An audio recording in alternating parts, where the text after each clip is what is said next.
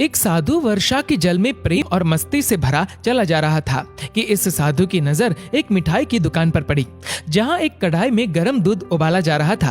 तो मौसम के हिसाब से दूसरी कढ़ाई में गर्मा गर्म जलेबियां तैयार हो रही थी। साधु कुछ क्षणों के लिए वहां रुक गया। शायद भूख का एहसास हो रहा था या मौसम का असर था। साधु हलवाई की भट्टी को बड़े गौर से देखने लगा। साधु कुछ खाना चाहता था, लेकिन साधु की जेब ही नहीं थी तो पैसे भला कहां से होते। साधु कुछ पल भट्टी से हाथ सेकने के बाद चला ही जाना चाहता था कि नेक दिल हलवाई से रहा न गया और एक प्याला गर्म दूध और कुछ जलेबियां साधु को दे दी। साधु ने गर्म जलेबियां गर्म दूध के साथ खाई और फिर हाथों को ऊपर की ओर उठाकर हलवाई के लिए प्रार्थना की, फिर आगे चल दिया। साधु बाबा का पेट भर चुका था। दुनिया के दुखों से बेपरवाह वे फिर एक नए जोश से बारिश के गंदले पानी के छींटे उड़ाता चला जा रहा था। वह इस बात से बेखबर था कि एक नव विवाहित जोड़ा भी वर्षा के जल से बचता बचाता उसके पीछे चला आ रहा है। एक बार इस मस्त साधु ने बारिश के गंदले पानी में जोर से लात मारी। बारिश का पानी उड़ता हुआ सीधा पीछे आने वाली युवती के कपड़ों को भिगो गया। उस औरत के कीमती कपड़े कीचड़ से लथपथ हो गए। उसके पति से ये बात बर्दाश्त नहीं हुई, इसलिए वह आस्तीन चढ़ाकर आगे बढ़ा और साधु को कपड़ों से पकड़कर कहने लगा, अंधा है क्या? तुझे नजर नहीं आता? तेरी हरकत की वजह से मेरी पत्नी के कपड़े कीचड़ से भर गए हैं। साधु हक्का बक्का सा खड़ा था, जबकि इस युवा को साधु का चुप रहना नाखुशगवार गुजर रहा था।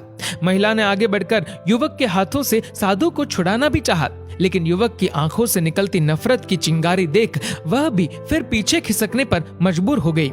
राह चलते राहगीर भी उदासीनता से ये सब दृश्य देख रहे थे, लेकिन युवक के गुस्से को देखकर किसी में इतनी हिम्मत नहीं हुई कि उसे रोक पाए। और आखिर जवानी के नशे में चूर इस युवक ने एक जोरदार थप्पड़ साधु के चेहरे पर जड़ दिया। बूढ़ा मलंग थप्पड़ की ताब ना झेलता हुआ लड़खड़ाता हुआ कीचड़ में जा गिरा। युवक ने जब साधु को नीचे गिरता देखा तो मुस्कुराते हुए वहां से चल दिया। बूढ़े साधु ने आकाश की ओर देखा और उसके होठों से निकला, वाह मेरे भगवान, कभी गर्म दूध जलेबियां और कभी गर्म गर्म थप्पड़, लेकिन जो तू चाहे मुझे भी वही पसंद है। ये कहता हुआ वह एक बार फिर अपने रास्ते पर चल दिया। दूसरी ओर वह युवा जोड़ा अपनी मस्ती को समर्पित अपनी मंजिल की ओर अग्रसर हो गया। थोड़ी ही दूर चलने के बाद वे एक मकान के सामने पहुंचकर रुक गए। वह अपने घर पहुंच गए थे। वे युवक अपनी जेब से चाबी निकालकर अपनी पत्नी से हंसी मजाक करते हुए ऊपर घर की सीढ़ियां चढ़ रहा था। बारिश के कारण सीढ़ियों पर फिसलन हो गई थी। अचानक युवक का पैर फिसल गया और वह सीढ़ियों से नीचे गिरने लगा। महिला बहुत जोर से शोर मचाकर लोगों का ध्यान अपने पति की ओर आकर्षित करने लगी, जिसकी वजह से काफी लोग तुरंत सहायता के लिए युवक की ओर लपके, लेकिन देर हो चुकी थी। युवक का सर फट गया था और कुछ ही देर में ज्यादा खून बह जाने के कारण इस नौजवान युवक की मौत हो गई। कुछ लोगों ने दूर से आते साधु बाबा को देखा तो आपस में कानाफूसी होने लगी कि निश्चित रूप से इस साधु बाबा ने थप्पड़ खाकर युवक को श्राप दिया है, अन्यथा ऐसे नौजवान युवक का केवल सीढ़ियों से गिरकर मर जाना बड़े अचंभे की बात लगती है। कुछ मनचले युवकों ने ये बात सुनकर साधु बाबा को घेर लिया। एक युवक कहने लगा कि आप कैसे भगवान के भक्त हैं, जो केवल एक थप्पड़ के कारण युवा को श्राप दे बैठे।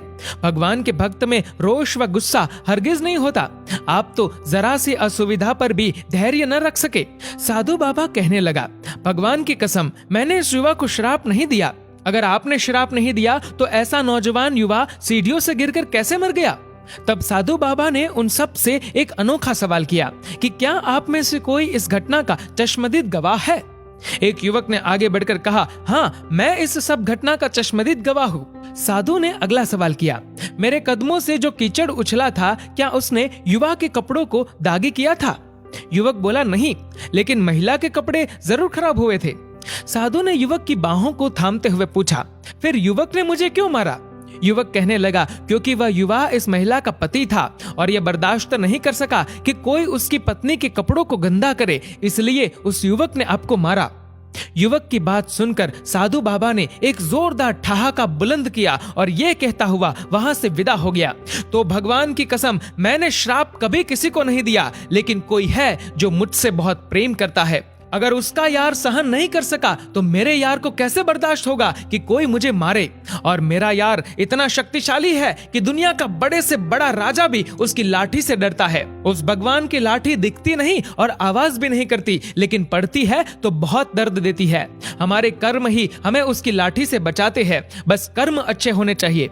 हमारी संपत्ति के उत्तराधिकारी अनेक लोग हो सकते हैं, लेकिन कर्मों के उत्तराधिकारी केवल हम स्वयं ही होते हैं। दोस्तों, इस वीडियो को लेकर आपकी क्या राय है नीचे कमेंट करके जरूर बताएगा। और अगर आपको ये वीडियो अच्छा लगा हो तो इस वीडियो को लाइक करेगा, शेयर करेगा ज्यादा से ज्यादा लोगों तक। और ऐसे ही और भी इंस्पिरेशनल वीडियोस के लिए सब्सक्राइब करें हमारे यूट्यूब चैनल को और फेसबुक पर फॉलो करें हमारे पेज को। धन्यवाद।